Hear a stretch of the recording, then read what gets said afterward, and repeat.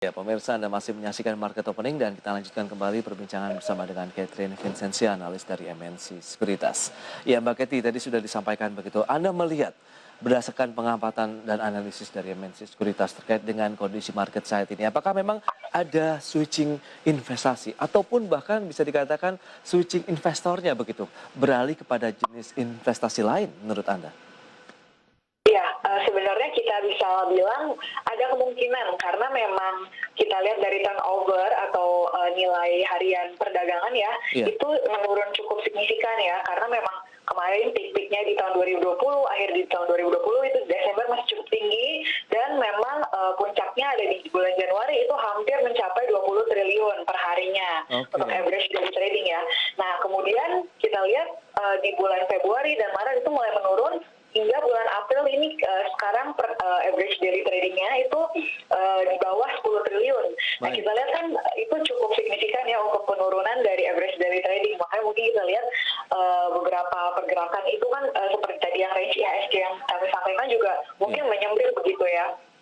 Ya, ada kemungkinan memang adanya perpindahan dari aset itu dari untuk saham, kemungkinan ada perpindahan ke cryptocurrency. Nah, memang jadi hot issue juga ya untuk akhir-akhir ini begitu. Karena memang kalau misalkan kita bandingkan, cryptocurrency juga tidak memiliki ARA dan ARB begitu ya. Mungkin beberapa spekulan ingin mendapatkan return yang lebih gitu ya dibandingkan untuk di pasar modal. Karena kalau misalnya kita lihat untuk market cap itu juga di kripto itu cukup meningkatnya cukup signifikan ya, lebih dari 1000% dalam 2 tahun. Makanya kita bisa lihat memang sebenarnya ada evidence atau ada bukti gitu ya, ada kemungkinan memang adanya perpindahan dari investor yang memindahkan asetnya begitu. Baik, tapi dari sisi risiko bagaimana begitu dibandingkan dengan investasi di pasar modal dengan aturan-aturan yang lebih jelas, lebih firm begitu, kemudian ini sudah terverifikasi juga tentunya dengan otoritas jasa keuangan, sementara cryptocurrency juga kan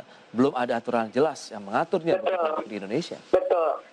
Memang kalau seperti yang kita biasa bilang ya, high risk high return gitu ya. Nah, memang kalau misalkan ingin high return, tentunya ini memang kita bisa bilang high risk ya, karena memang cukup spekulasi, karena hanya beberapa untuk kripto yang memiliki underlying aset. Nah, sisanya memang bergeraknya sesuai dengan dari blockchain masing-masing dan berita yang beredar di pasar begitu. Nah, memang kalau misalkan investor ingin mencoba gitu ya untuk berinvestasi, mungkin bisa dipelajari dulu dan mencoba untuk investasi dengan platform yang sudah disahkan oleh Bapepti begitu. Karena memang secara regulasi OJK juga masih belum untuk mengeluarkan untuk regulasi yang official untuk cryptocurrency ini begitu. Jadi ini memang masih high risk begitu ya untuk asetnya. Itu dia. Dan sekarang sudah pukul 9 waktu Indonesia Barat ini, Mbak Cathy dan juga pemirsa IDX. Nah, kami sampaikan pembukaan market. Hari ini indeks sudah mulai ada rebound ini. Naik 0,35% di level 5.988. Tapi seperti Mbak Cathy katakan, ini ranging sekali. 5.930 kemudian 6.030. Sebegitu sempitnya kah dari pergerakan indeks ini, Mbak Cathy? Iya, kita lihat sih masih ya, kecuali memang ada sentimen yang benar-benar bisa mendorong pergerakan IHSG menembus dari resistensinya di level 6.000. Level 6.000 memang menjadi level krusial ya belakangan ini dari pergerakan indeks harga saham gabungan. Tembus dikit langsung terkena aksi jual, kembali lagi ke level 5.900-an begitu. Nah, strategi investasinya bagaimana? Hit and run saja kah atau bagaimana nih? Terutama mereka yang sudah punya porto, tentu kan khawatir juga dong. Sudah beberapa pekan terakhir kok bergeraknya ranging sekali begitu. Ya, kalau misalkan untuk blue chip sendiri ya, kami memang meyakini untuk long termnya itu pasti akan lebih bagus ya, apalagi ditopang oleh kinerja fundamentalnya. Maka kalau misalkan memang untuk sekarang ini itu lebih baik untuk akumulasi dan mungkin bisa hold untuk long term begitu. Karena memang untuk trading karena sempit sekali gitu ya untuk range-nya. Itu dia untuk update dari pergerakan indeks harga saham gabungan, pemirsa. Range-nya 5.930 sampai dengan 6.030. Dan berikut ini akan kami sampaikan pilihan emiten update begitu dari redaksi. Selengkapnya bisa Anda saksikan kembali di layar televisi Anda. Yang pertama kita lihat pada kuartal pertama di tahun 2021, AKR Corporindo dengan kode saham AKRA meraih laba bersih 305,31 miliar rupiah, mengalami kenaikan sekitar 34% secara tahunan. Kemudian ada laba bersih Sido muncul yang melonjak 16% di kuartal pertama tahun ini. Dan selanjutnya ada Diamond Citra Propertindo dengan kode saham dada yang sukses mengerek laba bersih hingga 109,7% di tahun 2020 lalu. Selanjutnya ada utilisasi kapal meningkat. Wintermar atau WINS ini memangkas kerugian 7,4% di sepanjang tahun 2020. Ya, kita akan fokus terlebih dahulu pada AKR Corporindo ya atau AKRA, di mana update yang terakhir tadi sudah disampaikan ini meraih laba bersih sekitar 305,31 miliar rupiah atau naik sekitar 34% secara tahunan. Di kinerja kuartal 1 2021 itu adalah yang perlu dicermati. Kemudian kinerja pada Senin kemarin mengalami tekanan sekitar 0,9% di level 3.220. Sementara dalam kinerja 6 bulan terakhir masih positif 22,9%. PE ratio-nya sekitar 10,6 kali dan market cap mencapai 12,3 triliun rupiah. Baik, kita lanjutkan kembali perbincangan bersama dengan Mbak Katy. Ya, bagaimana kita akan cermati AKR Corporindo begitu? Anda melihat seperti apa ini? Peluang yang menarikkah untuk kita mengambil posisi beli begitu? Lantas bagaimana dengan mereka yang sudah memiliki portofolio dari AKRA? Ya, kalau misalkan untuk AKRA sendiri memang salah satu perusahaan yang kami rekomendasikan untuk buy ya. Karena kita lihat sebenarnya pendapatan mereka turun, tapi dengan strategi efisiensi mereka bisa mencatatkan laba bersih yang naiknya cukup signifikan ya, double digit 33%. Dan memang kinerjanya memang sejalan dengan proyeksi dari MSCI.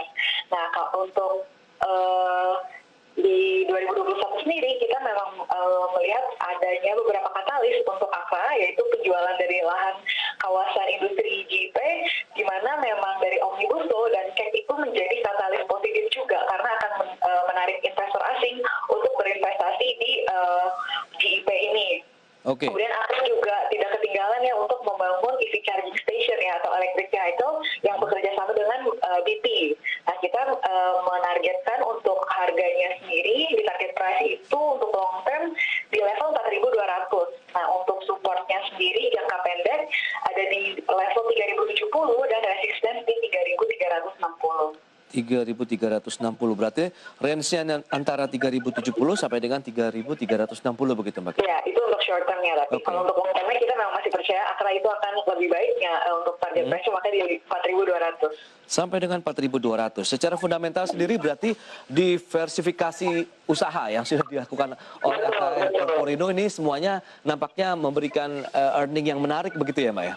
Betul, karena memang AKRA meskipun dia tadinya base-nya adalah gasolin ya, bensin ya, dia melihat electric vehicle bukan sebagai threat ya, ternyata sebagai opportunity gitu. Jadi dia bisa untuk mengembangkan lagi itu untuk charging station, jadi untuk bahan bakar yang memang diperuntukkan mobil yang lebih futuristik gitu lah ya. Jadi tidak hanya berpaku terhadap mobil yang konvensional. Nah, hari ini kan sempat terkena aksi jual, kemudian sekarang stagnan lagi untuk pergerakan dari AKR Corporindo. Bagaimana? Apakah current price juga boleh kita hajar kanan saja dengan peluang terdekat menunggu di 3.360 tadi? Iya, bisa. Karena memang kita level support kita lihat memang di 3.070. Oke, jadi ini dia dengan level-level sekarang di 3.220. Apabila kita hold itu sampai dengan 4.200 akhir tahun ya Mbak Katy berarti? Iya, betul. Oke, itu dia untuk AKR Corporindo mungkin bisa menjadi pilihan investasi bagi investor maupun traders, tapi pilihan investasi kami kembalikan juga kepada Anda. Dan berikutnya tadi sudah disampaikan juga ini ada Sido ini, laba bersihnya juga mengalami lonjakan 16% di kuartal pertama. Nampaknya dengan berbagai inovasi yang sudah dilakukan oleh manajemen emiten begitu, ada beberapa hal yang sudah membuahkan hasil ini Mbak Katy.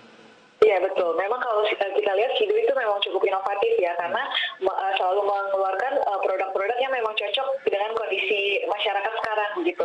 Dan untuk talang angin sendiri masih mendominasi market share itu di level 72%, sama seperti tahun 2020. Nah, untuk secara quarterly sebenarnya pada first Q itu Sido lumayan agak lemah ya, turun ya untuk performanya karena memang seasonality. Memang karena di fourth Q itu memang biasanya untuk performa Sido itu lebih tinggi karena penjualannya lebih tinggi begitu.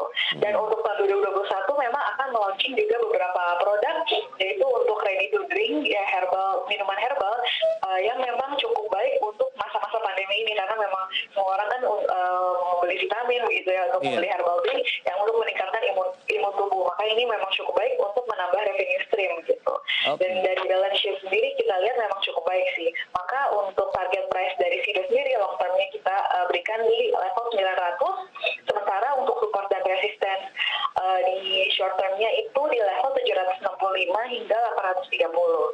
baik itu range 765 sampai dengan 830 untuk short term trading. Sementara kalau disimpan agak panjang sampai dengan ke 900 peluangnya begitu ya bisa didapatkan dari sisi investasi di Sido. Baik, Wintermart ini juga diuntungkan dengan adanya upaya pemerintah, kemudian aktivitas ekonomi yang sudah mulai meningkat, utilisasi kapalnya juga mengalami peningkatan sehingga tadi bisa memangkas kerugian sekitar 7,4%.